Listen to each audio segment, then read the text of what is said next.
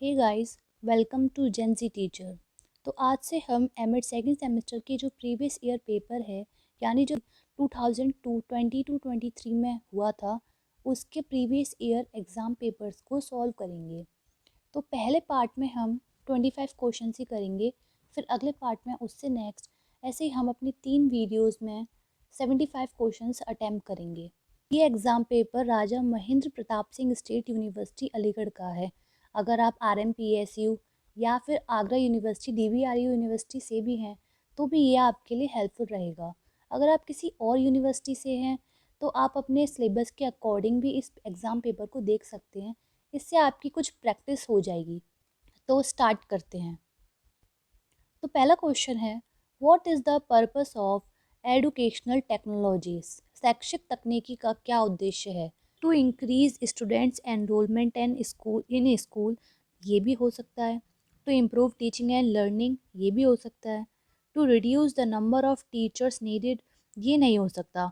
देखो, C option नहीं है, इसका मतलब ऑल ऑफ द अबव तो ये नहीं है, क्योंकि ये हमारा गलत है। तो सही आंसर इन दोनों में से ऑप्शन बी होगा। Next question, which type of evaluation is use to monitor the learning process? सीखने की प्रक्रिया की निगरानी के लिए किस प्रकार के मूल्यांकन का उपयोग होता है? सम्मेटिव, फॉर्मेटिव, डायग्नोस्टिक या placement? Answer is option B, formative evaluation. Which of the following is not characteristics of a good test? निम्न में से कौन सा एक अच्छे परीक्षण का गुण नहीं है? Reliability, objectivity, ambiguity, validity. तो गुड टेस्ट का ये तीनों होते हैं, रिलायबिलिटी, ऑब्जेक्टिविटी और वैलिडिटी, और एम्बिग्विटी नहीं है। तो answer is option C. Next question, which of the following method should be used for a true evaluation of student? छात्रों के सही मूल्यांकन के लिए निम्न में से किस विधि का उपयोग किया जाता है? तो छात्रों के सही इवैल्यूएशन के लिए कंटिन्यूस इवैल्यूएशन किया जाता है। नेक्स्ट क्वेश्चन, करिकुलम इज, पाठ्यक्रम है, तो करिकुलम क्या है? कोर्स है, सिलेबस है, को करिकुलर एक्टिविटी है, या overall activities of an institution? तो करिकुलम किसी भी इंस्टीट्यूशन के अंदर होने वाली वो सारी एक्टिविटीज़ हैं जो बच्चे के ओवरऑल डेवलपमेंट के लिए यूज़फुल होती हैं। Next question, curriculum is derived from which Latin word? Curriculum शब्द की उत्पत्ति किस लैटिन शब्द से हुई है? तो ये किससे हुई है? क्यूरेरे, और क्यूरेरे का मतलब क्या है? दौड़ का मैदान। Next question, philosophical foundation of curriculum is part concern with, पाठचर्या के दार्शनिक आधार का संबंध किससे है? आइडियाज से, विचारों से। Next question, according to John Dewey education is, John Dewey के अनुसार शिक्षा है social process, psychological process, scientific process, या नन ऑफ दीज? तो जॉन डीवी के अनुसार एजुकेशन एक सामाजिक प्रक्रिया है। ये जब आप जॉन डीवी पढ़ेंगे तो उसमें बताया गया है कि उन्होंने बच्चे का सामाजिक डेवलपमेंट पे बहुत फोकस किया था। Question 9, syllabus is a part of, पाठ्य भाग्य है सोसाइटी का, क्लासरूम का, करिकुलम का, एक्टिविटीज़ का? तो सिलेबस एक करिकुलम का पार्ट है। Most important question. Next question, which one is not the component of the curriculum? कौन पाठचर्या का घटक नहीं है? Design, content, objective, evaluation. तो जो कंपोनेंट करिकुलम के 4 कंपोनेंट होते हैं। पहला है ऑब्जेक्टिव, दूसरा है कंटेंट, तीसरा एक्सपीरियंस, थर्ड है एक्सपीरियंस, और फोर्थ है इवैल्यूएशन। तो कौन सा नहीं हुआ? डिज़ाइन। डिज़ाइन करिकुलम का कंपोनेंट नहीं है। Next question, important factor of curriculum is to help to achieve the, पाठ्यचर्या के महत्वपूर्ण कारकों को प्राप्त करने में मदद करता है। तो क्या मदद करता है? आंसर आएगा objective. Next, which one is the major design of curriculum construction? पाठ्यक्रम निर्माण का मुख्य डिज़ाइन कौन सा है? देखो, पाठ्यक्रम निर्माण यानी करिकुलम कंस्ट्रक्शन के 3 मेजर डिज़ाइन होते हैं और उसमें ये तीनों आते हैं: subject centre design, learner centre design और प्रॉब्लम सेंटर डिज़ाइन। यानी हमारा आंसर आ जाएगा all of these. Next, which curriculum is based on the values of social institution? कौन सा पाठ्यक्रम सामाजिक संस्थाओं के मूल्य पर आधारित है? Philosophical foundation of curriculum, sociological foundation of curriculum, psychological foundation of curriculum and political foundation of curriculum। तो हमारा आंसर आ जाएगा philosophical foundation of curriculum।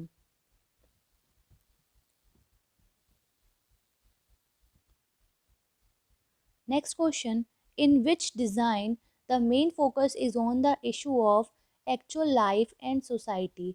किस डिज़ाइन में वास्तविक जीवन एवं समाज के मुद्दों पर विशेष ध्यान दिया जाता है? Option, problem centre design, subject centre design या learner centre design.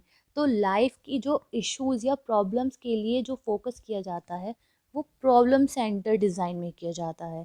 Subject centre design में किसी एक पर्टिकुलर सब्जेक्ट या डिसिप्लिन को लेकर डिज़ाइन किया जाएगा।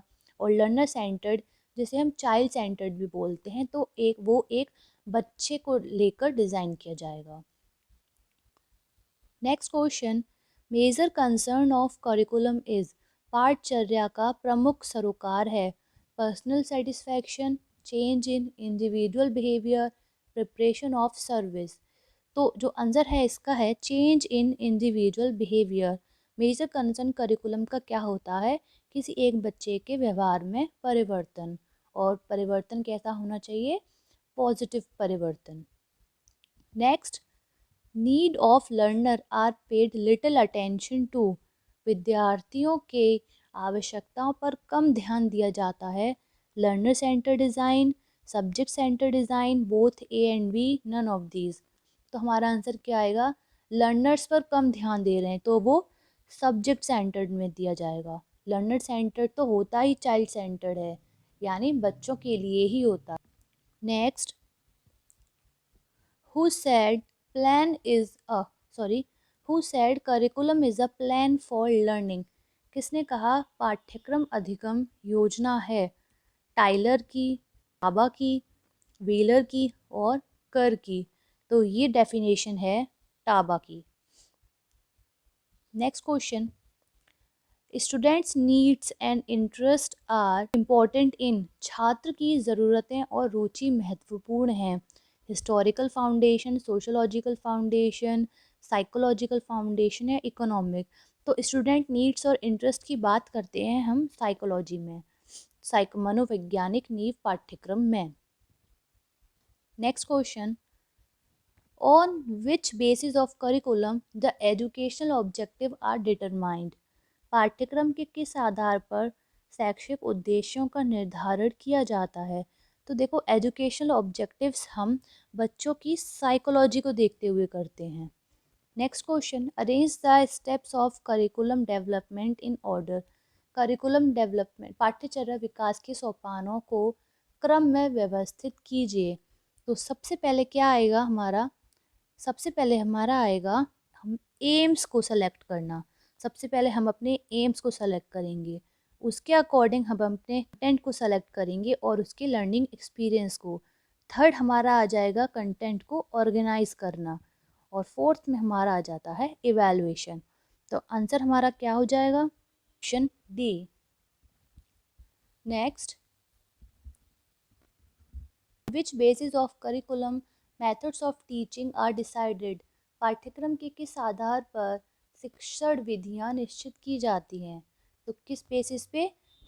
साइकोलॉजिकल बेसिस पे। Option B. Next question, which of the following is not the principle of curriculum construction? निम्नलिखित में से कौन सा पाठ्यक्रम निर्माण का सिद्धांत नहीं है? तो आपकी करिकुलम कंस्ट्रक्शन के प्रिंसिपल्स कौन कौन से हैं? Principle of totality of experience, principle of flexibility, principle of correlation, principle of child centeredness, principle of variability, principle of creativity, principle of integration, principle of utility, principle of community service, principle of activity, and principle of values. Principle of marks is not included in the principle of curriculum construction. Which aspects should be considered to determine the curriculum? पाठ्यक्रम निर्धारण हेतु किस पक्ष का विचार करना चाहिए? तो कॉग्निटिव भी करना चाहिए, कॉग्निटिव भी करना चाहिए और साइकोमोटर भी। हमें एक बच्चे के डेवलपमेंट के लिए जो हम उसका करिकुलम तैयार कर रहे हैं, हमें वो ओवरऑल डेवलपमेंट के अकॉर्डिंग करना चाहिए। ऐसा करिकुलम तैयार करना जिससे उसका पूरा डेवलपमेंट हो, फिजिकल, मेंटल, स्पिरिचुअल, हर तरीके से। तो all of this is the right answer. Option D. Which of the following statement is correct? निम्नलिखित में से कौन सा कथन सही है? The syllabus has a wider scope than the curriculum. Syllabus का वाइडर स्कोप होता है करिकुलम से? नहीं, सिलेबस स्मॉलर रूप है, सिलेबस पार्ट है करिकुलम का। Second, curriculum is mostly prepared by the teachers. Curriculum ज़्यादातर टीचर्स के थ्रू प्रिपेयर किया जाता है? नहीं, करिकुलम डेवलप करने के लिए बहुत लोगों की ज़रूरत होती है। Duration of the curriculum is for 1 year only? नहीं, स्कूल लेवल पे अगर हम बात करें तो 1 ईयर का हो सकता है, लेकिन जब हम अपर लेवल की बात करते हैं यानी ग्रेजुएट लेवल और पोस्ट ग्रेजुएट लेवल, तो वो 2 और 3 या फिर इंटीग्रेटेड में बात करें तो 4 साल का भी करिकुलम डेवलप किया जाता है। Curriculum refer to the overall content taught in an education system. तो ऑप्शन डी इज़ करेक्ट।